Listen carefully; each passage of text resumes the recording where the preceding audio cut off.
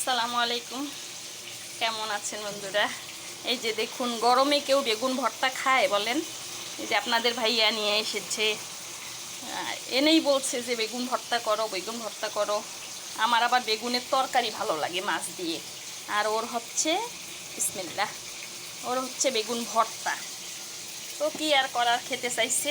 আর এইদিকে দেখুন কই মাছ তেলে ভাবছি, আর এদিকে কি জানেন, করলা পটল আলু ভাজি করেছি। কেউ করেছেন করলার সাথে পটল? আমি করলাম। কয়টা পটল নষ্ট ছিল, নষ্ট হয়ে যাচ্ছে, তাই করলার সাথে দিয়ে দিলাম। আর এই যে কই মাছ পেঁয়াজ দিয়ে ভুনা করব, বেগুন ভর্তা করব, ডাল রান্না করব, করি নেই এখনও। এই যে আম ভর্তা বানাই দিই বাচ্চাদের, ভর্তা না বানালে খাবে না।